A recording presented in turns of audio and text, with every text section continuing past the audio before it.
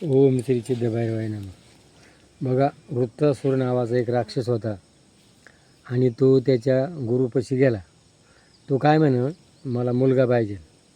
आता गुरुनं काय सांगितलं, तुला मुलगा नाही आहे ना, मुलगा असल्यावर दुःखी जीवन असतं, तू आहे तसाच बरा आहे. त्याने काय सांगितलं, नाही मला मुलगा पाहिजे. मग त्याला मुलगा झाला आणि तो मरण पावला. मरण पावल्यानंतर गुरुनं काय सांगितलं, हा तुझा वैरी होता, हा गेला, हा बरा झाला. त्या मुलाला विचारलं का तुझे वडील? त्यांनी सांगितलं, माझा कोण वडील, मी कोणाचा मुलगा, मी कोणाचा नाही, माझा आणि कोणाचा काही संबंध नाही. का ह्या जगात जो जन्माला येतो ना, तो एकटा येतो एकटा जातो. हा ज्या जगात कोणी कोणाचा मुलगा नाही, कोणी कोणाचं काही नाही. हा गेला ना, हा कोण आहे, शत्रुपुत्र आहे. तर मुलाचे 4 प्रकार असतात.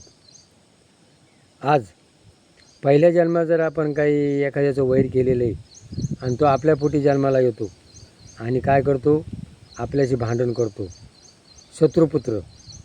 आपण कोणाचं कर्ज घेतलेलं आहे आणि ते कर्ज घेण्याकरता दारू, जुगार, रंडीबाजी आणि ते त्याचं कर्ज तो वसूल करतो. आईबापातून लग्न होईपर्यंत आईबापात राहतो आणि लग्न झाल्यावर तो आईबापातून वेगळा होतो. त्याला 4 पाय पडतात.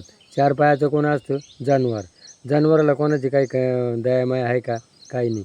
तशी त्याला आईबापाची दया नसते. आणि एक सत्पुत्र असतो.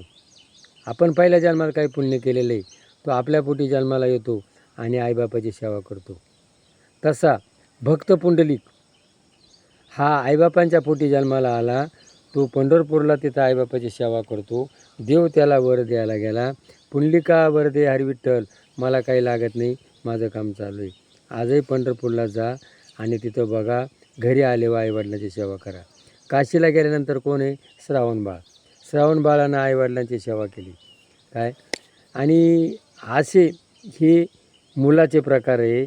आणि मग त्या वृत्तासुराला कळलं का हे मायाचा पसार आहे, हा मुलगं कोणी कोणाचं नाही आहे. म्हणून आपुली आपण करा सोडवणं, संसार बंधनं तोडावं गे. या जगामध्ये आपली आपण सोडवण करा. या जगात कोणी कोणाचं नाही, आपलं कोणी नाही, हे सगळा मायेचा पसार आहे. पटलं असं तर क्लिक करा. जय भैरवनाथ, जय.